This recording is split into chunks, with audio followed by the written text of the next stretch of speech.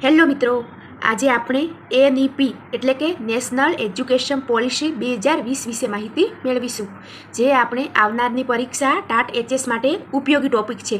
તો ચાલો આપણે શરૂ કરીએ. સૌથી પહેલાં એનઈપીનું પૂરું નામ તો નેશનલ એજ્યુકેશન પોલિસી 2020 એટલે કે નવી રાષ્ટ્રીય શિક્ષણ નીતિ.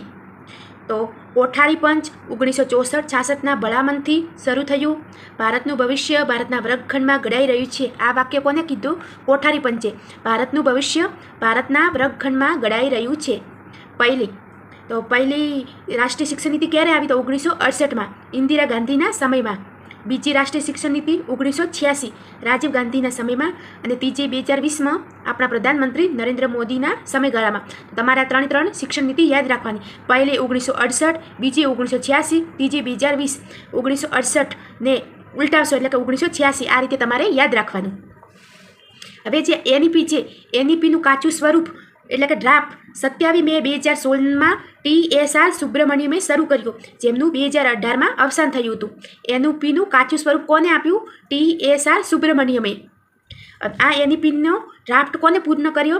31 મે 2019માં ડૉક્ટર કે કસ્તુરી રંગન, જે ઇસરોના ભૂતપૂર્વ ચેરમેન છે, જેમને 22 ભાષા અને 458 પેજમાં છે. કેટલી ભાષા? 22 ભાષા અને 458 પેજમાં છે. પૂર્ણ કોને કર્યું? ડૉક્ટર કે કસ્તુરી રંગને. અને કેબિનેટ દ્વારા મંજૂરી ક્યારે આપવામાં આવી? 29 જુલાઈ 2020માં મળી. 29 જુલાઈ 2020માં શું મળી? મંજૂરી મળી. હવે ઇસરો, તો ઇસરોનું પૂરું નામ છે ઇન્ડિયન સ્પેસ રિસર્ચ ઓર્ગેનાઇઝેશન. હવે એનું વર્તમાન માળખું શું છે? 10+2+3. વર્તમાન માળખું 10+2+3. જ્યારે એનઈપી 2020 મુજબ શિક્ષણનું માળખું શું છે? 5+3+3+4. તમારે આ યાદ રાખવાનું કે 5+3+3+4. 5 એટલે ફાઉન્ડેશન, જેમાં ઉંમર આવે 3 થી 8. અને ધોરણ કયા કયા આવે? તો આંગણવાડી, જુનિયર કેજી, સિનિયર કેજી, ધોરણ 1 અને ધોરણ 2 ફાઉન્ડેશન કોર્સમાં. જ્યારે 3માં પ્રિપેટરી એટલે કે ઉંમર 8 થી 11 વર્ષ, જેમાં ધોરણ 3, 4 અને 5નો સમાવેશ થાય. ફરીથી 3 એને મિડલ સ્ટેજ કહેવાય, જેમાં ઉંમર છે 11 થી 14 વર્ષ, જેમાં ધોરણ 6, ધોરણ 7 અને ધોરણ 8નો સમાવેશ થાય છે. જ્યારે 4 એટલે કે સેકન્ડરી, જેમાં ઉંમર 14 થી 18 વર્ષ, જે ધોરણ 9, ધોરણ 10, ધોરણ 11 અને ધોરણ 12નો સમાવેશ થાય છે. હવે 1 જૂન એટલે કે 31 મેના રાત્રે 12 વાગ્યા મુજબ જેમને 3 વર્ષ પૂર્ણ થયેલા હોય એમને આંગણવાડીમાં એટલે કે નંદઘરમાં પ્રવેશ મળે છે. 5 વર્ષ પૂર્ણ થયા હોય તેમને બાળવાટિકામાં પ્રવેશ મળે, અને 6 વર્ષ પૂર્ણ થયા હોય ત્યારે ધોરણ 1માં પ્રવેશ મળે છે. એનઈપી 2020 મુજબ. કોઠારી પંચના ભલામણથી જીડીપીના 6% ખર્ચ પણ હાલ શિક્ષણ પાછળ કોઠારી પંચના ભલામણથી જીડીપીના 6% શિક્ષણ પાછળ ખર્ચવામાં આવ્યા છે, જ્યારે હાલ શિક્ષણ પાછળ 4.43% ખર્ચ થઈ રહ્યો છે. આપણે કેટલા ટકા ખર્ચ શિક્ષણ પાછળ કરવાનો છે? તો 6%. પણ હાલ કેટલા ટકા થઈ રહ્યો છે? 4.43%. હવે GER એટલે કે ગ્રોસ એનરોલમેન્ટ રેશિયો એટલે કે પ્રવેશ નોંધણી ગુણોત્તર. તો 2018ની સ્થિતિ મુજબ આપણે જોઈએ કે ધોરણ 1માં હતો 100%, ધોરણ 6માં 90.9%, ધોરણ 9માં 79.3%, ધોરણ 11માં 56.5%, અને જ્યારે ઉચ્ચતર વિભાગમાં 26.3%. તો આ તમારે રેશિયો યાદ રાખવાનો. હવે જે એનઈપી 2020 છે એનું લક્ષ્ય શું છે? તો પૂર્વ પ્રાથમિકથી માધ્યમિક સુધી એટલે કે 2030 સુધીમાં 100% GER કરવાનું. GER એટલે કે ગ્રોસ એનરોલમેન્ટ રેશિયો. અને જ્યારે ઉચ્ચ શિક્ષણમાં 50% કરવાનું. ક્યાં સુધી? 2035 સુધી. અને જ્યારે પૂર્વ પ્રાથમિકથી માધ્યમિક સુધી 2030માં 100%, ઉચ્ચ શિક્ષણમાં 50% 2035 સુધી. હવે આપણે જે આ એનઈપી છે એના આધાર સ્તંભો કેટલા છે? તો એમાં ટોટલ 5 પિલર આપેલા છે. પહેલાં શિક્ષણની પહોંચ એટલે કે એસેસ, શિક્ષણની સમાનતા એટલે કે ઇક્વાલિટી, શિક્ષણની ગુણવત્તા એટલે કે ક્વોલિટી, સસ્તું શિક્ષણ એટલે કે એફોર્ડેબિલિટી, અને જવાબદારીતા એટલે કે એકાઉન્ટેબિલિટી. તો આ તમારે 4 આધાર સ્તંભો યાદ રાખવાના. શિક્ષણની પહોંચ, શિક્ષણની સમાનતા, શિક્ષણની ગુણવત્તા, સસ્તું શિક્ષણ અને જવાબદારીતા. હવે આજે એનઈપી 2020 છે તો એનો મુખ્ય ઉદ્દેશ્ય શું છે? તો પ્રાથમિક શિક્ષણનું સાર્વત્રિકરણ કરવું. એનઈપી 2020ને કયા બિલ મુજબ પસાર કરવામાં આવ્યું? તો એને NHEB એટલે કે નેશનલ હાયર એજ્યુકેશન બિલ મુજબ પસાર કરવામાં આવ્યું. એનઈપી 2020 લાગુ પાડનાર પ્રથમ રાજ્ય કયું છે? તો પ્રથમ રાજ્ય છે કર્ણાટક. NEP 2020માં નવું કંઈ ઇમ્પ્લિમેન્ટ કરવું હોય તો કોના દ્વારા થઈ શકશે? સાર્થક દ્વારા થઈ શકશે. કોના દ્વારા? સાર્થક દ્વારા. NEP 2020 કેટલા વર્ષ પછી આવેલી નીતિ છે? તો 34 વર્ષ પછી આવેલી નીતિ છે. કેટલા વર્ષ પછી? 34 વર્ષ પછી. NEP 2020માં કેટલા વિભાગ અને કેટલા પ્રકરણો છે? તો NEP 2020 છે એમાં 4 વિભાગ છે અને 27 પ્રકરણો છે. હવે આપણે 2 બંધારણીય સુધારા વિશે માહિતી મેળવીશું. સૌથી પહેલાં 42મો બંધારણીય સુધારો 1976, જેમાં શિક્ષણને રાજ્ય યાદીમાંથી સંયુક્ત યાદીમાં લેવાયું. ક્યાં લેવાયું? શિક્ષણને રાજ્ય યાદીમાં સંયુક્ત યાદીમાં લેવાયું. અને આ પ્રશ્ન ગઈ વખતે 2023ની ટાટની પરીક્ષામાં પૂછાયેલો છે. અને 86મો બંધારણીય સુધારો 2002, કે જે છે શિક્ષણનો અધિકાર. ભાગ 3 અનુચ્છેદ 21, કે જેમાં શું કહેવામાં આવ્યું કે 6 થી 14 વર્ષના બાળકો માટે મફત અને ફરજિયાત શિક્ષણની વ્યવસ્થા. ભાગ 3 અનુચ્છેદ 21, કે 6 થી 14 વર્ષના બાળકો માટે મફત અને ફરજિયાત શિક્ષણની વ્યવસ્થા. અને ભાગ 4 અનુચ્છેદ 51, એટલે કે મૂળભૂત ફરજો આપેલી છે. હવે આપણે આ NEPના 4 વિભાગો અને 27 પ્રકરણો વિશે માહિતી મેળવીશું. તો એમાં વિભાગ 1 શું છે? શાળા શિક્ષણ. જેમાં કેટલા પ્રકરણો આવેલા છે? 1 થી 8. વિભાગ 2 એટલે કે ઉચ્ચ શિક્ષણ, જેમાં પ્રકરણ 9 થી 19. વિભાગ 3 એટલે કે અન્ય કેન્દ્રવર્તી સંસ્થા, જેમાં પ્રકરણ 20 થી 24નો સમાવેશ થાય. અને વિભાગ 4 અમલીકરણ, જે પ્રકરણ 25 થી 27નો સમાવેશ થાય છે. વિભાગ 1 શાળા શિક્ષણ, વિભાગ 2 ઉચ્ચ શિક્ષણ, વિભાગ 3 અન્ય કેન્દ્રવર્તી સંસ્થા, વિભાગ 4 અમલીકરણ. તો આ તમારા 4 વિભાગો યાદ રાખવાના. હવે NEP 2020 મુજબ ગુરુ કાર્ય, તો કે પૂર્વ શાળાથી ધોરણ 2 સુધી ગુરુ કાર્ય ન આપવું. શું? પૂર્વ શાળાથી ધોરણ 2 સુધી વિદ્યાર્થીઓને ગૃહ કાર્ય ન આપવું. જ્યારે ધોરણ 3 થી 5 સુધી અઠવાડિયાનું 2 કલાકનું હોમવર્ક આપવું. ધોરણ 6 થી 8 સુધી દરરોજનું 1 કલાકનું ગૃહ કાર્ય આપવું. અને ધોરણ 9 થી 12 સુધી દરરોજનું 2 કલાક. પૂર્વ શાળાથી ધોરણ 2 સુધી ગૃહ કાર્ય ન આપવું. ધોરણ 3 થી 5 સુધી અઠવાડિયાનું 2 કલાક હોમવર્ક આપવું. ધોરણ 6 થી 8માં દરરોજનું 1 કલાક. જ્યારે ધોરણ 9 થી 12 સુધી દરરોજનું 2 કલાકનું ગૃહ કાર્ય આપવું. હવે આપણે રેશિયો જોઈએ કે સામાન્ય શાળાનો રેશિયો છે 1:30 અને આર્થિક રીતે અથવા સામાજિક રીતેનો રેશિયો છે 1:25. તો મિત્રો આ બંને રેશિયો મિક્સ ન થાય તે તમારે ધ્યાન રાખવાનું. અને આ પણ ક્વેશ્ચન ગઈ વખતે ટેટની એક્ઝામમાં પૂછાયેલો છે, તો આ તમારે યાદ રાખવાનું. એ સામાન્ય શાળાનો રેશિયો છે 1:30 અને આર્થિક રીતે અથવા સામાજિક રીતેનો છે 1:25. તો મિત્રો હવે આપણે આ NEP મુજબ આપણે જે વર્ગખંડ હોય એનું ક્ષેત્રફળ કેટલું હોવું જોઈએ અને સ્કૂલનું અંતર કેટલું હોવું જોઈએ એની માહિતી મેળવીએ. તો સૌ પ્રથમ વર્ગખંડ, તો આપણે વર્ગખંડ 300 ચોરસ ફૂટનો હોવો જોઈએ. શિક્ષક માટે કેટલી એમાં જગ્યા હોવી જોઈએ? 60 ચોરસ ફૂટ. અને એક વિદ્યાર્થી માટે તો 8 ચોરસ ફૂટ. વર્ગખંડ જે 300 ચોરસ ફૂટનો હોવો જોઈએ, જેમાં શિક્ષક માટે 60 ચોરસ ફૂટ, શિક્ષકને હરવા ફરવા, અને એક વિદ્યાર્થી માટે 8 ચોરસ ફૂટની જગ્યા હોવી જોઈએ. હવે અંતર, તો ધોરણ 1 થી 5ની સ્કૂલ 1 કિલોમીટરની અંદર હોવી જોઈએ. ધોરણ 6 થી 8 3 કિલોમીટરની અંદર. ધોરણ 9 થી 10 5 કિલોમીટરની અંદર. અને ધોરણ 11 થી 12 7 થી 10 કિલોમીટરની અંદર હોવી જોઈએ.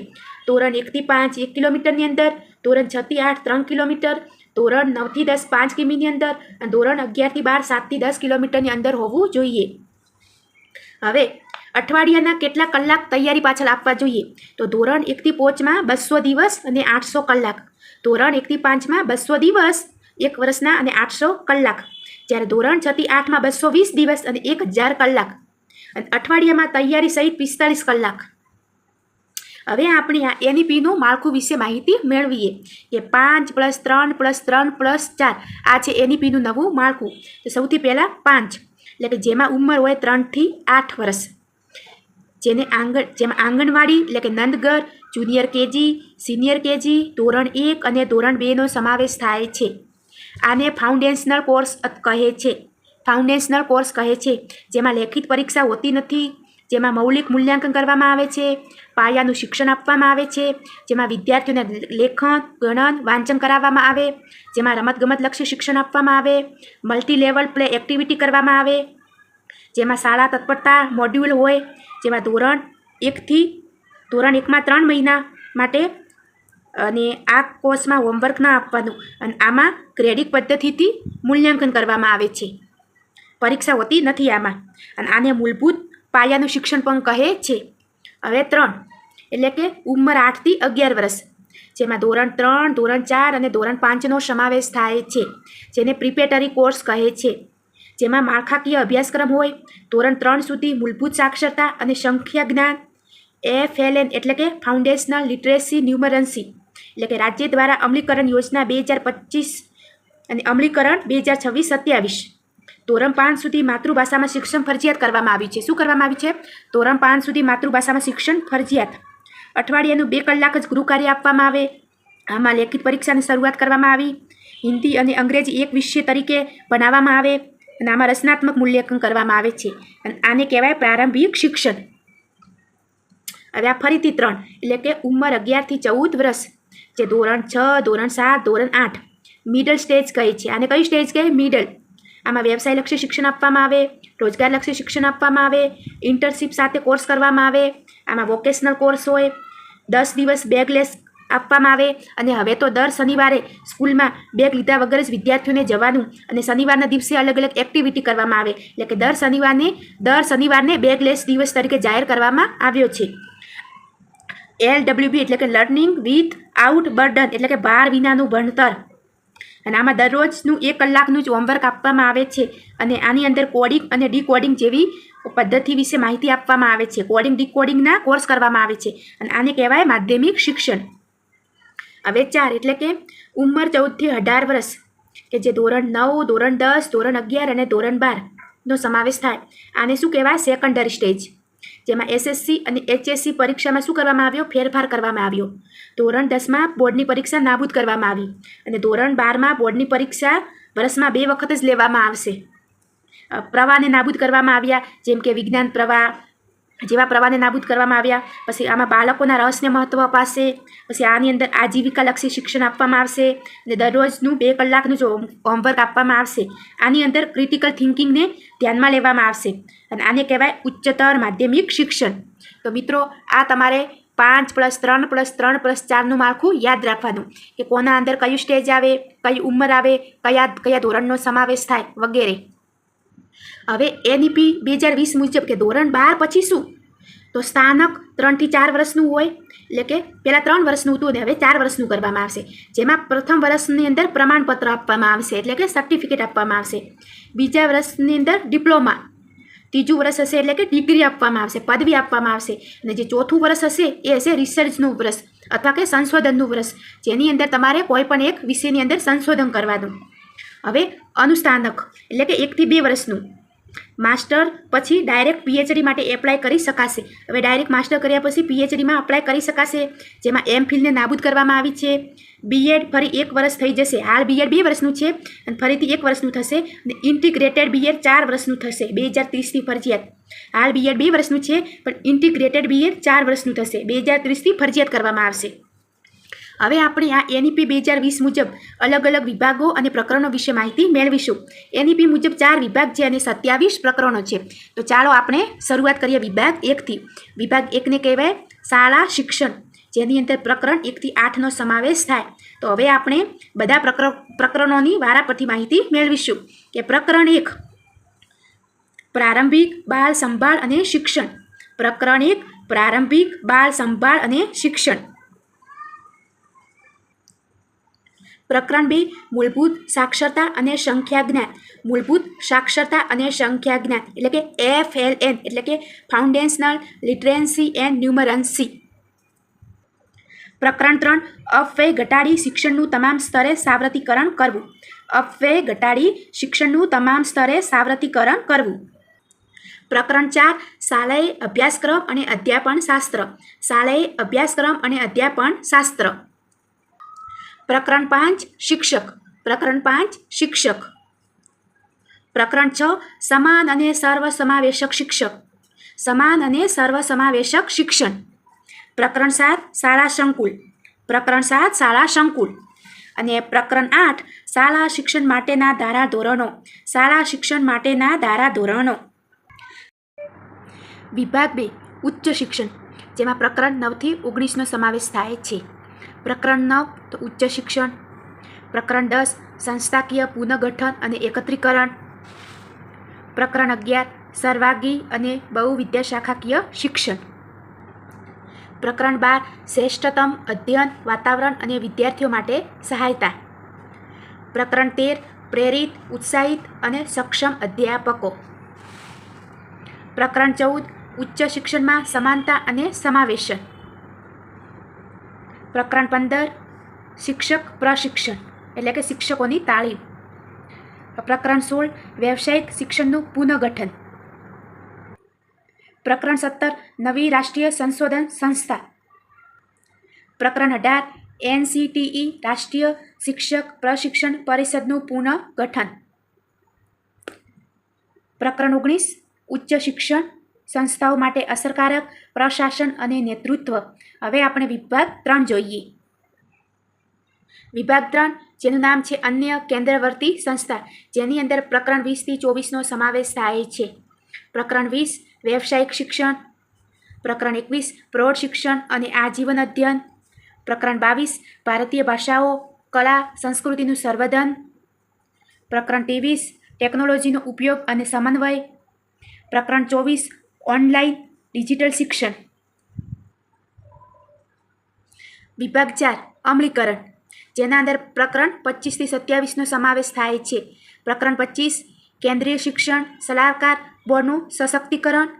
પ્રકરણ 26 નાણાકીય વ્યવસ્થા. પ્રકરણ 27 અમલીકરણ. તો વિદ્યાર્થી મિત્રો, આજે આપણે NEP 2020 વિશે માહિતી મેળવી.